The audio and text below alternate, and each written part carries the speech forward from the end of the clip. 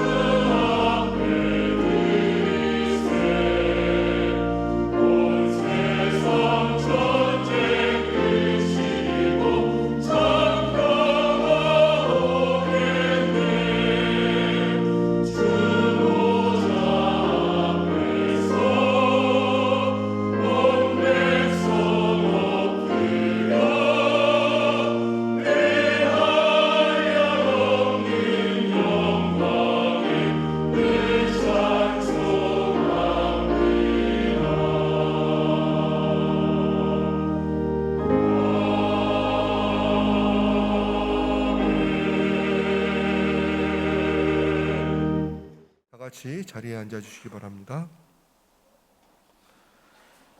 자비하신 하나님, 사순절 다섯째 주에 주님의 존전에 예배를 드리러 모였습니다. 아직은 온전하게 모여드리는 예배는 아니지만 코로나19를 이기고 모임의 예전을 다시 시작하는 이 시간, 주님께서 함께 하시어 오직 주님의 은혜를 체험하고 모인 저희들 서로가 거룩한 교제를 이루는 예배 공동체를 이루게 하옵소서. 예수 그리스도의 이름으로 기도하옵나이다. 우리 모두 거룩하신 하나님의 존전에서 우리의 죄를 하나님께 고백합시다. 만일 우리가 죄 없다고 하면 우리는 자신을 속이는 것이요 진리가 우리 안에 있지 않습니다. 그러나 만일 우리가 자신의 죄를 자복하면 신실하시고 의로우신 하나님께서 우리의 모든 죄를 사해 주실 것이요 모든 불의에서 우리를 깨끗게 해 주실 것입니다. 다 같이 한 목소리로 기도드립니다. 자비로우신 하나님, 저희가 주님의 거룩한 존전 앞에서 주님 간절히 기도하오니 저희 중심에 있는 모든 수치와 죄악들을 도말하여 주시옵소서. 저희의 유독대로 행한 것을 고백합니다. 저희들의 이웃에 대한 자비가 부족했음을 고백합니다. 저희들이 받은 소명대로 최선을 다해 살지 못했음을 고백합니다. 저희들의 기도가 부족했음을 고백합니다.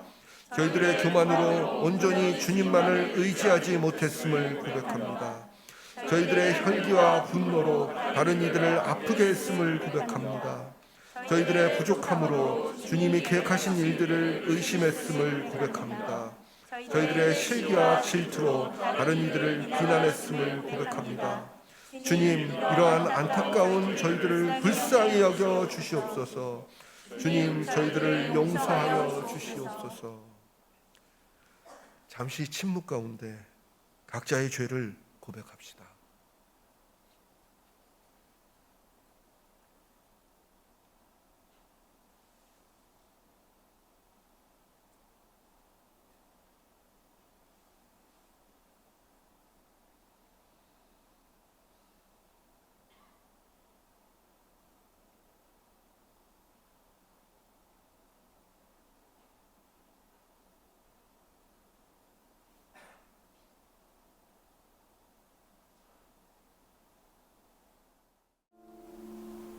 주여 우리를 불쌍히 여기소서.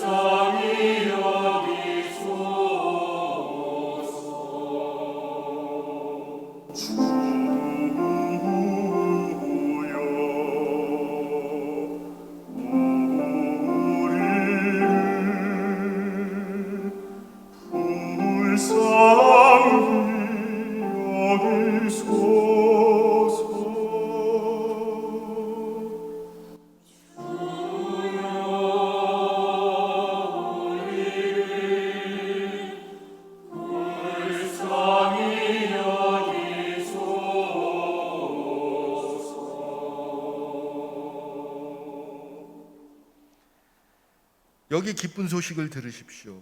누가 우리를 정죄하겠습니까? 우리가 아직 죄인 되었을 때 주님께서 우리를 위해 죽으심으로 우리를 향한 하나님의 사랑을 확증하셨습니다. 누구든지 그리스도 안에 있으면 새로운 피조물입니다. 죄악된 옛삶은 지나가고 새 삶이 시작되었습니다. 예수 그리스도의 이름으로 우리는 용서함을 받았습니다. 아멘.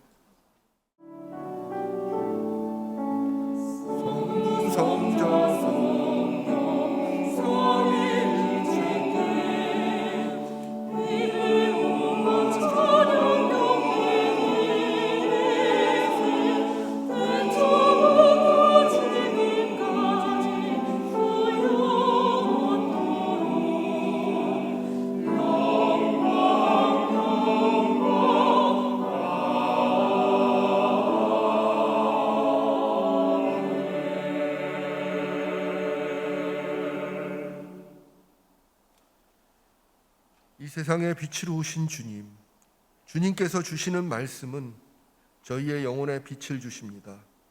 지금 주시는 말씀을 들을 때 저희의 마음과 생각이 거룩해지고 저희의 삶이 주님께 더 나아가도록 성령께서 지혜의 영을 부어 주시옵소서. 예수 그리스도 이름으로 기도합니다. 아멘.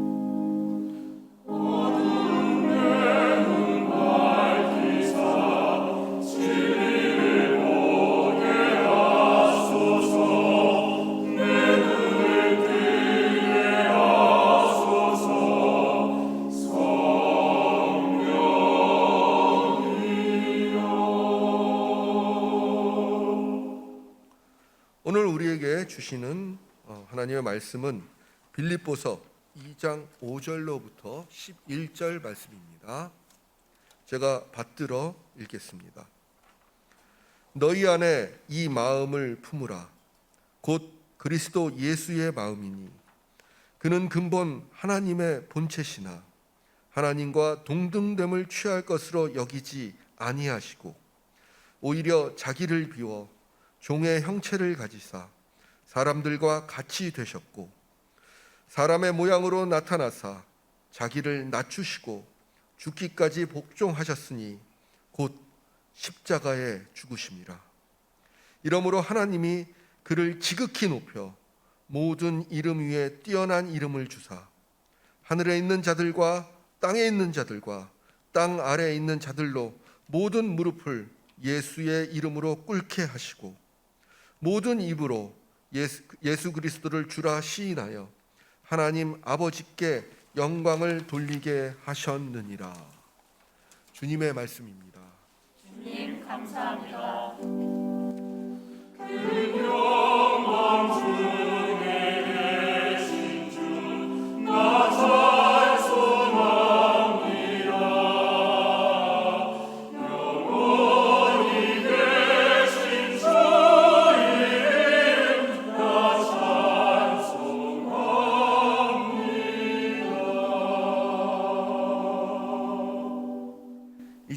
박창훈 교수님 나오셔서 자기를 비우신 그리스도라는 제목으로 하나님의 말씀을 선포해 주시겠습니다.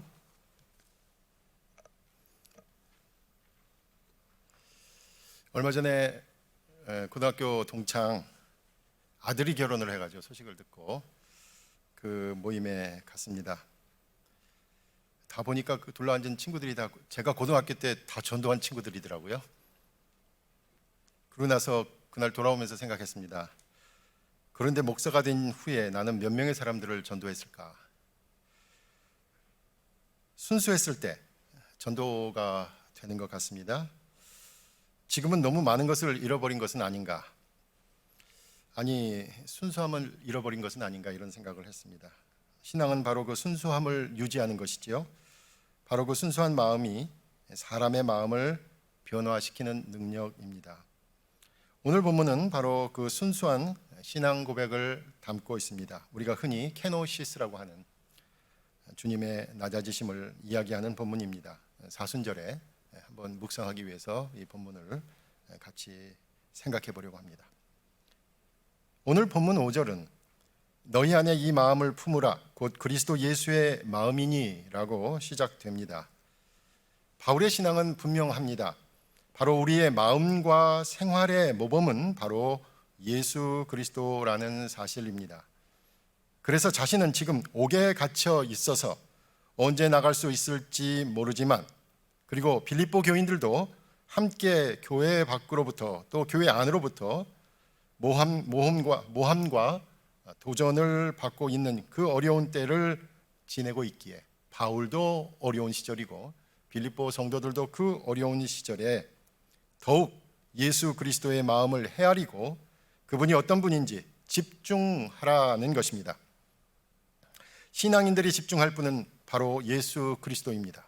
그리고 바로 그분의 마음을 품는 것에서부터 시작해야 합니다.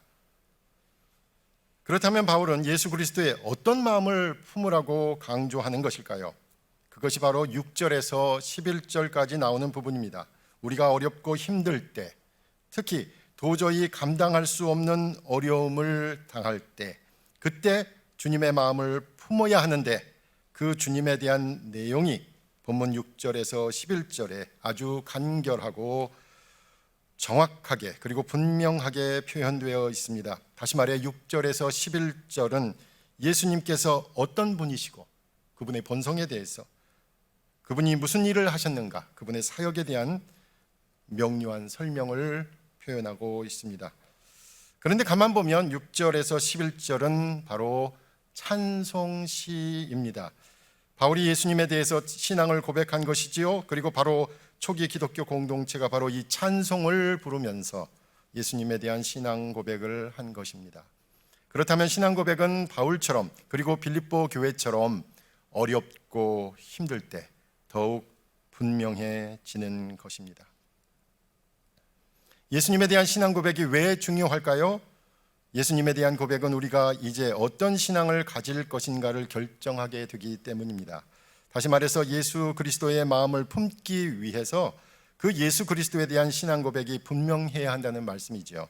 그런 의미에서 6절에서 11절의 내용은 바로 예수가 누구신가라는 질문에 대한 답이라고 할 수 있습니다.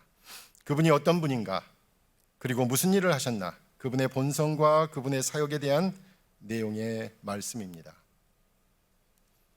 여러분 아는 영화일지 모르지만 아주 오래전 나온 영화 죽은 시인의 사회라는 영화가 있었습니다. 거기에 주인공인 키팅 선생님은 수업 시간에 시를 이해하는 방법이라는 교과서를 다 꺼내라고 얘기를 하더니 맨 앞에 나오는 시를 이해하는 방법이라고 나와 있는 서문을 전부 찢어버리라 이렇게 얘기합니다. 그래서 학생들을 당황하게 만들지요. 시를 정형시, 자유시, 운율, 목적 그렇게 파악하는 것이 아니라 시를 느끼라는 거죠. 오늘 우리는 본문에서 무엇인가를 느끼는 것이 중요합니다. 그 느낌을 포착하는 것이 중요할 것입니다. 찬송시, 그러니까 시는 분명히 호락호락하지 않는 문학의 장르입니다.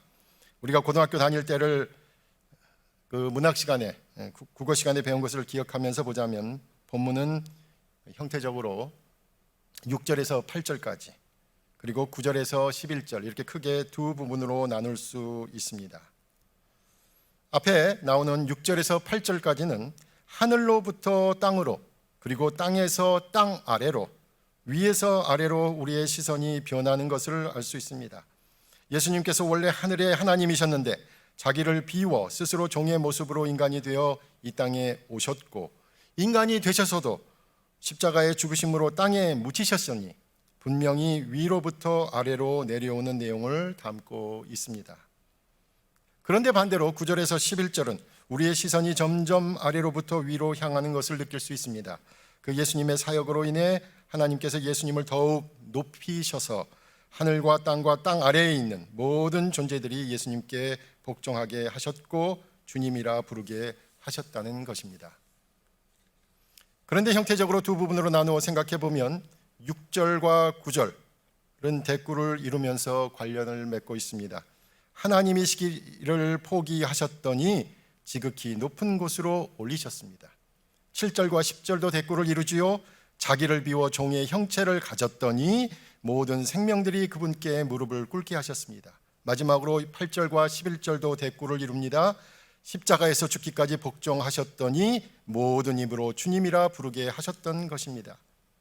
이렇게 보면 극적인 반전의 드라마로 이 찬송시를 이해할 수 있습니다. 예수님의 본성과 사역은 그 자체로 완벽한 반전의 드라마입니다. 이 세상에서 드러난 모습은 많은 사람들에 의해 철저히 무시되고 외면받고 죽음으로 끝나버리는 것이었지만 하나님께서 그분을 부활시키시고 회복하여 모두로부터 인정을 받게 하셨기 때문입니다. 세상에서 보여지는 것과 세상 사람들의 판단하는 것과는 또 다른 하나님의 인정과 판단이 있다는 것이 기독교 신앙 고백의 가장 근저에 있다는 것, 우리가 늘 명심해야 하겠습니다. 세상 사람들의 상식에 어긋나는 행동을 해서도 안 되겠지만 세상 사람들의 판단이 전부라고 생각하는 것도 늘 경계해야 한다는 말씀입니다. 오늘 본문은 형태적으로 나누어 생각해 보면 크게 두 부분, 즉 극적인 반전이라는 구조를 보이고 있다는 걸 알 수 있었습니다. 그리고 이제 그 내용을 구체적으로 살펴보면 본문은 예수님에 대해서 세 가지의 내용을 전하고 있습니다.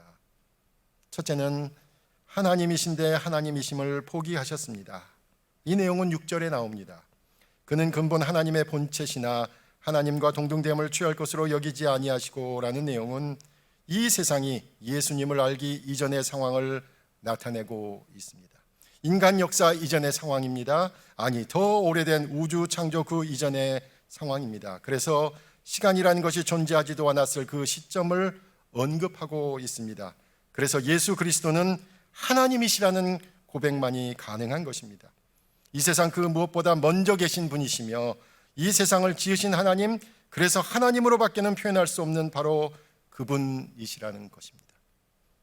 고린도전서 8장 6절에서도 이렇게 말씀합니다. 우리에게는 한 하나님 곧 아버지가 계시니 만물이 그에게서 났고 우리도 그를 위하여 있고 또한 한 주 예수 그리스도께서 계시니 만물이 그로 말미암고 우리도 그로 말미암아 있느니라는 말씀의 내용과 같습니다. 골로새서 1장 15절에서도 그는 보이지 아니하는 하나님의 형상이시요 모든 피조물보다 먼저 나신 이시니라고 분명하게 말하고 있습니다.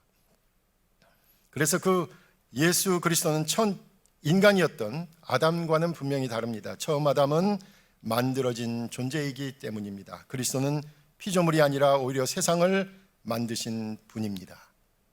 또한 예수 그리스도는 천사와도 다릅니다. 천사는 하나님의 일을 수행하는 존재이기 때문입니다. 천사와 다른 예수 그리스도만이 유일한 부분은 바로 자발적으로 자신이 하나님됨을 포기했다는 사실에 있습니다. 자신은 하나님이신데 하나님으로 인정받기를 거부하셨다는 것입니다. 하나님이신데 하나님이심을 포기한 선례는 이전에도 없었고 앞으로도 없다는 사실입니다. 오직 예수 그리스도만이 자신이 하나님이심을 포기하셨습니다. 다시는 돌이킬 수 없는 그 길을 선택하셨습니다.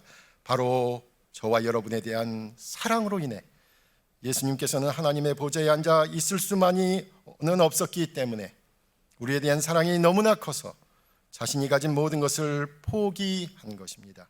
자신이 누릴 수 있는 모든 권력과 지위와 영광을 포기한 것입니다. 오직 사랑 때문이었습니다. 둘째는 자기를 비워 인간이 되셨고 마침내 십자가에서 죽으셨습니다. 7절에서 오히려 자기를 비워 종의 형체를 가지사 사람들과 같이 되셨고 라는 것은 바로 인간이 되셨다는 성육신을 표현한 것이지요. 명령을 내리시면서 모든 것들의 주인이 되시는 하나님께서 종이 되신 것입니다. 주인이 종이 된 것입니다. 주인의 자리에서 종의 자리로 내려온 것입니다. 모든 것을 소유한 주인이 아무것도 가지지 못한 누군가의 소유물로 되었습니다. 세상을 만드신 창조주가 자신이 만든 피조물이 된 것입니다. 영원히 계신 분이 이제 연약함과 한계와 죽음을 겪는 존재로 완전히 바뀌신 것입니다. 자기를 비우셨다는 말씀은 하나님으로서 꽉 차 있는 그 모든 것을 완전히 털어냈다는 것입니다. 그리고 저와 여러분을 구원하시겠다는 그 한 가지 마음 외에는 다른 모든 것을 완전히 포기하신 것이지요. 저와 여러분만으로 자신의 마음을 채우려고 저와 여러분의 구원과 관련이 없는 그 모든 것을 버리신 것입니다. 저와 여러분과만 함께하기 위해서 그 외에는 다른 모든 것과 이별하신 것입니다. 8절은 죽기까지 복종하셨으니 곧 십자가의 죽으심이라는 말씀에서 우리에 대한 그분의 사랑이 더욱 절실했고 더욱 간절했으며 더욱 뜨거웠음을 보여줍니다. 우리가 요한복음을 통해서 알 수 있는 그 모든 내용을 이렇게 한마디로 정리한 것입니다. 하나님 되심을 포기하고 이 땅에 오셨는데 인간들은 우리 가운데 오신 하나님을 죽음으로 십자가로 최악의 모욕과 함께 매장해 버린 것입니다. 그래서 이사야 53장 12절에서 그리스도의 모습을 이렇게 묘사합니다. 이는 그가 자기 영혼을 버려 사망에 이르게 하며 범죄자 중 하나로 헤아림을 받았음이니라. 그러나 그가 많은 사람의 죄를 담당하며 범죄자를 위하여 기도하였느니라. 하나님께서 우리를 위해 오셨는데 그 흠이 없고 죄가 없고 의로운 분에게 죽음이 기다리고 있었던 것입니다. 우리의 마음을 헤아리셔서 오셨던 것이지요. 우리의 아픔을 같이 나누기 위해서 오셨던 것입니다. 아니, 그분은 바로 우리의 아픔을 직접 지시기 위해 오셨던 것입니다. 그렇다면 지금 모든 방면에서 옥죄고 있는 어려움과 아픔과 고통을 혼자 고독하게 짊어지는 사람은 아무도 없다는 것입니다. 그 누구와도 그의 아픔을 같이 겪기 위해서 하나님께서 직접 오셨습니다. 그 어떤 고통과 고난 가운데에도 함께 하시는 분이 바로 예수 그리스도이십니다. 이것이 주님이 이 땅에 오신 목적입니다. 자기를 비우신 것은 인간을 온몸으로 끌어안기 위한 예수님의 가장 적극적인 몸짓이었습니다. 가장 아파하는 이를 어루만지시고 가장 힘들어하는 자를 일으켜 세우시며 가장 지쳐있는 영혼을 위로하시기 위해서 모든 것을 비우고 자신의 생명까지 내려놓으신 것입니다. 마지막으로 세 번째는 예수 그리스도는 바로 우리의 주님이 되셨습니다. 그 내용은 9절에서 11절에 나옵니다. 자기를 비워 종이 되었고 결국 십자가에서 죽임을 맞으신 예수 그리스도를 하나님께서 살리셨습니다. 그리고 그 부활하신 분을 하나님께서 가장 귀한 이름으로 만드셨는데 주님이라 부를 수 있게 하신 것입니다. 특히 9절에서 이름으로 하나님이 그를 지극히 높여 모든 이름 위에 뛰어난 이름을 주사라고 할 때 지극히 높여라는 단어에 주목하시기 바랍니다. 최상급입니다. 가장 높은 곳으로 올리셨다는 것입니다. 최고의 명예를 얻게 하신 것이죠. 가장 밑바닥에서 가장 높은 곳으로 완전한 반전을 이루신 것입니다. 이사야서 45장 23절은 메시아의 회복을 이렇게 설명합니다. 내게 모든 무릎이 꿇겠고 모든 혀가 맹세하리라.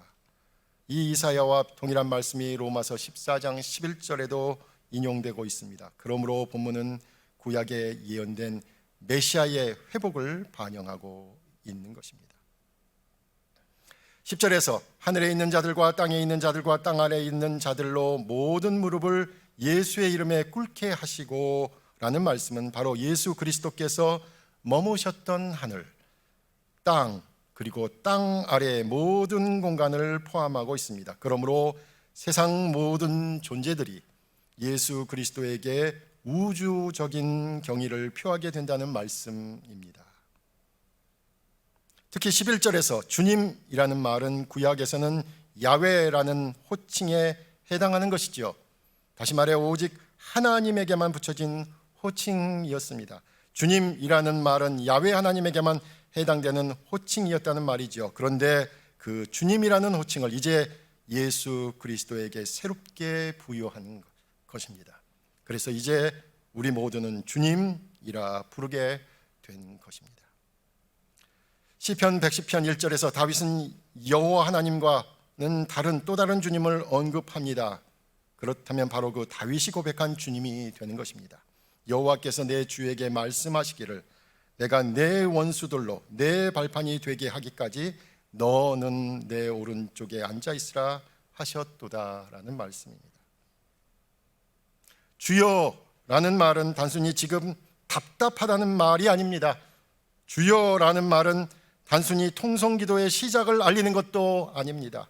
주여라는 말은 창조 이전에 계신 분이 우리와 함께 하시려고 모든 것을 포기하고 오셨으며 우리의 아픔을 함께 아파하시려고 오셨고 그렇게 모든 것을 비우시고 복종하고 죽으신 분을 하나님께서 살리셔서 가장 높은 것에 오르셔 우리의 주님이 되신 분을 기억하며 이해하고 그분과 늘 함께 하겠다는 다짐이 되어야 하는 것입니다. 신학적으로 가장 많은 질문이 하늘에서의 예수님의 본성과 이 땅에서의 예수님의 사형에 집중되어 있었습니다. 그런데 이 질문은 우리 인간으로는 결론을 내릴 수 없는 문제였습니다. 예수님이 세상에 계실 때 아직도 하나님의 본성을 지니고 계셨는가? 아니 모든 것을 비우셨으니 완전한 인간이셨는가 하는 문제지요. 이 문제로 교회는 수백 년 동안 머리를 싸매고 고민하고 결국 갈등과 분쟁으로 치달았습니다. 사실 하나님께서 인간이 되셨고 죽으셨다는 복음의 내용은 우리가 도무지 알 수 없는 신비에 해당하는 내용입니다. 그래서 이 논쟁은 예수님은 언제나 100% 하나님이셨고 그리고 100% 인간이셨다라는 선언으로 마무리되고 더 이상 설명할 수 없는 진술로만 남아 있습니다. 그런데 더 중요한 사실이 있습니다. 오늘 본문도 바로 그 각도에서 읽어야 한다고 생각합니다. 우선 바울이 감옥에서 지금 찬송을 부르고 있다는 사실을 기억할 필요가 있습니다. 자신이 어두운 감옥에서 지금 찬송을 하고 있듯이 빌립보 교인들도 어렵고 힘들 때 주님을 찬송하면서 주님을 묵상하기를 권면한 것입니다. 가장 힘들 때 찬송가의 가사 한 소절 한 소절을 통해 견딜 수 있기를 기대한 것입니다. 그렇다면 바울이 왜 감옥에 갇혀서 이 예수님의 본성과 예수님의 사역을 찬송한 것일까요? 왜 갑자기 복음의 가장 분명한 내용이라고 할 이 6개의 구절을 이야기한 것일까요? 왜 복음서 전체의 내용을 이렇게 간단하게 정리할 필요가 있었을까요? 이제 바로 그 왜를 물어야 할 것입니다. 본문은 가장 중요한 예수님의 본성과 사역에 대해서 말하고 있지만 가장 중요한 것은 왜입니다. 중요한 것은 예수님께서 왜 자기를 비우시고 죽음을 택하셨는가입니다.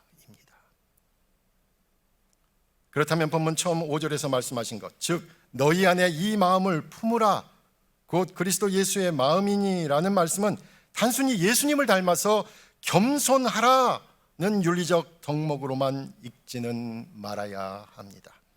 오히려 우리가 내려갈 수 있다고 생각했던 것보다 더 바닥까지 내팽개쳐질 때 바로 그 순간 우리를 사랑해서 모든 것을 포기하신 주님께서 함께 하신다는 것을 알라는 것입니다. 삶의 가장 어둡고 힘들고 제일 아래의 바닥에서조차도 우리 주님께서 함께 하고 계시는 것을 의식하고 있느냐라고 묻고 있는 것이죠. 바로 그 주님과 함께 계속 살아낼 수 있느냐고 묻고 있는 것이고, 이제 가장 어둡고 힘들고 아픈 그 상황에서 주님과 다시 시작할 수 있느냐고 묻고 계신 것입니다. 그렇게 예수님의 마음을 이해하라는 것입니다. 예수님의 마음을 헤아리라는 것입니다. 그 예수님의 마음을 붙잡으라는 것입니다. 그렇게 주님을 조금이라도 이해할 수 있다면, 그분의 마음을 품을 수 있다면, 그리고 모든 것을 포기한 그분의 그 강력한 사랑에 감격할 수 있다면, 이제 우리가 말과 행동으로 주님을 따르는 삶을 살 수 있게 되는 것입니다. 스스로 자기를 비워 우리와 같이 되셨고, 십자가에서 죽음으로 더 이상 내려갈 수 없는 자리까지 우리를 위해 겪으신 주님의 그 마음을 품고, 이제 우리 모두도 세상 많은 사람들처럼 올라가는 길이 아니라 주님 가시는 길이라면 함께 내려가는 길에도 담담하게 함께 할 수 있기를 간절히 부탁드립니다. 기도하겠습니다. 아버지 하나님, 저희들이 다시 이렇게 모여서 예배드릴 수 있도록 인도하심을 감사드립니다. 주님께서 우리에게 오셨듯이 그 주님의 사랑, 주님의 은혜에 늘 감격하면서 주님과 늘 동행하는 우리 모두가 되게 하여 주시옵소서. 예수님의 이름으로 기도하옵나이다. 아멘. 이제 다 같이 사도신경으로 신앙을 고백하도록 하겠습니다. 나는 전능하신 아버지 하나님, 천지의 창조주를 믿습니다. 나는 그의 유일하신 아들 우리 주 예수 그리스도를 믿습니다. 그는 성령으로 잉태되어 동정녀 마리아에게서 나시고 본디오 빌라도에게 고난을 받아 십자가에 못 박혀 죽으시고 장사된 지 사흘 만에 죽은 자 가운데서 다시 살아나셨으며 하늘에 오르시어 전능하신 아버지 하나님 우편에 앉아 계시다가 거기로부터 살아있는 자와 죽은 자를 심판하러 오십니다. 나는 성령을 믿으며 거룩한 공교회와 성도의 교제와 죄를 용서받는 것과 몸의 부활과 영생을 믿습니다. 아멘. 이제 정승원 원우 나오셔서 기도 인도해 주시겠습니다.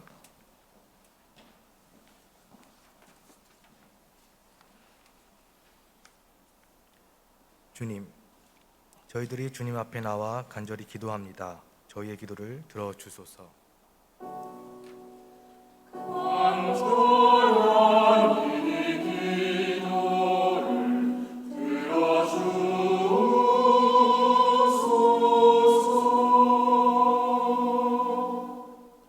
거룩하신 주님, 다시 시작한 모임의 예전으로 인해 감사드리오며 이 예전을 통해 주님의 현현을 저희들이 생생하게 경험하게 하시어 저희들이 다시 신학대학원 예배 공동체를 이루게 하옵소서.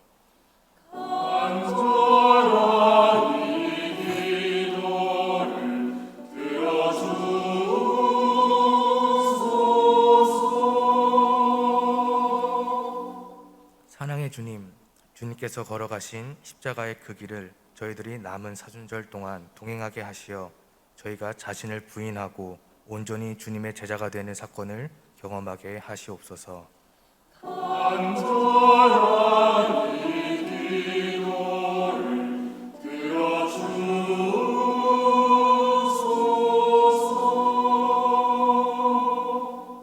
자비하신 주님, 전쟁으로 인해 목숨을 잃는 이들과 그 죽음을 슬퍼하는 가족들을 기억하시고 하늘의 위로를 내려주시며 저희들도 이 사순절 기간 동안 그들을 위해 기도하며 도움의 손길을 함께 내밀게 하옵소서.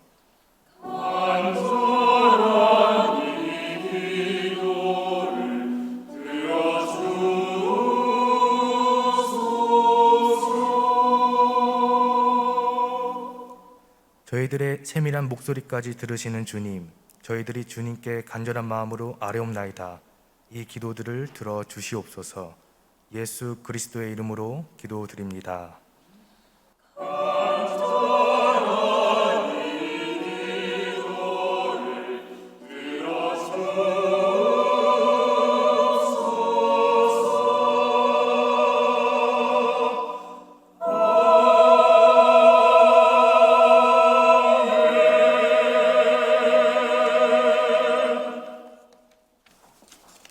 말씀입니다. 수업과 채플 이제 4월 4일부터 대면 수업이 전환되었습니다. 채플은 MDB 1, 2 같은 경우 주간은 4월 12일 대면 학번 끝자리 짝수 그리고 비대면은 홀수입니다. 그 금요일은 비대면 예배문으로 대체하고요. MDB 3는 4월 9일 토요일, 4월 16일 토요일 전부 대면 예배로 드립니다. 자세한 거는 여러분 홈페이지에 나와 있으니까 내가 언제 대면 예배를 드려야 되는지 잘 확인하시고 나와 주시기 바랍니다. 여러 가지 시험에 대한 광고가 있습니다. 성서 종합고사 진행이 있고요. 그 다음에 시험 면제 신청이 4월 8일 금요일까지 있습니다. 이거 안 하시면 시험 봐야 되든지 아니면 다음 학기에 또 하든지 해야 되니까 여러분들 놓치지 말고 꼭 신청하시기 바랍니다. 또 학점 인정 신청 기간이 있으니까 이것도 확인하셔서 꼭 인정을 받으시기 바랍니다. 자, 이제 여러분 여러분과 함께 같이 하는 원우회들이 여러분께 나와서 인사를 하는 시간을 갖도록 하겠습니다. 한 번도 이제 대면을 잘 못해가지고 여러분들 얼굴도 못 뵀는데 이제 원우회 임원들 나오셔서 인사해 주시겠습니다.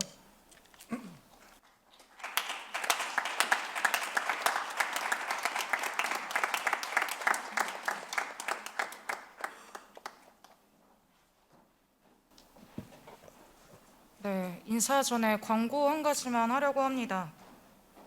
비러브 함지의 원우회장입니다. 한 가지 광고하겠습니다.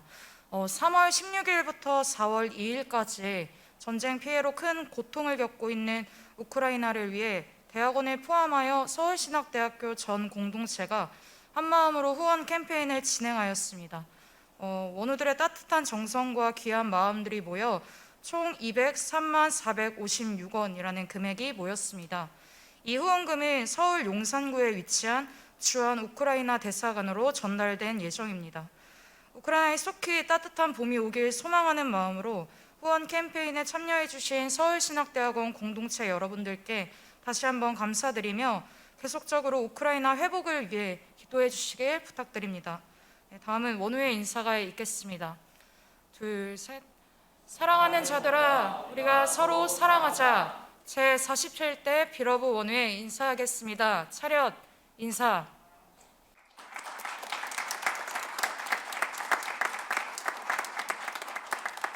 네, 안녕하십니까. 제47대 비러브 원우회입니다. 그동안 모든 일정들이 비대면으로 이루어진 가운데 대면으로 이렇게 원우들과 만날 수 있게 되어 감사한 마음입니다. 저희 비러브 원우회는 협력이라는 모토를 가지고 모든 행사들을 이뤄가고 있습니다. 앞으로의 모든 일정에 있어 성실한 마음으로 일할 것을 말씀드리며 필요한 부분이 있다면 저희 비러브 원우회를 통해 말씀해 주시면 감사하겠습니다. 코로나로 인해 긴 시간들 동안 원우들 간의 소통이 이루어지지 못했던 부분들이 있었습니다. 이에 대해 원우들과 함께 할 수 있는 소통의 자리를 만들 것이며 진행될 모든 행사와 모든 일정 가운데 연합하는 마음으로 함께 참여해 주시면 감사하겠습니다. 더욱더 원우님들에게 다가가는 원우회가 되도록 하겠습니다. 차렷, 인사.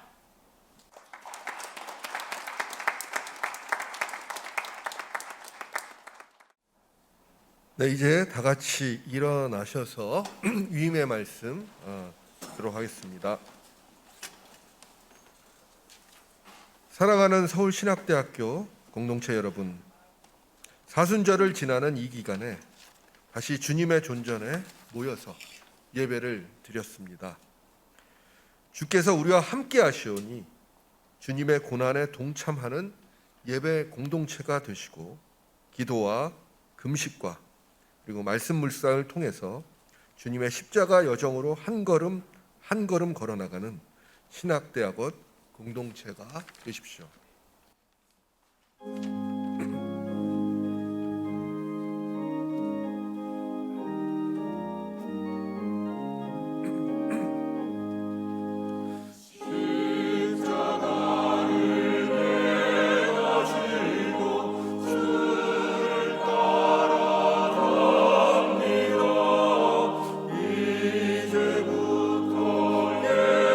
예수로만 나의 몸에 산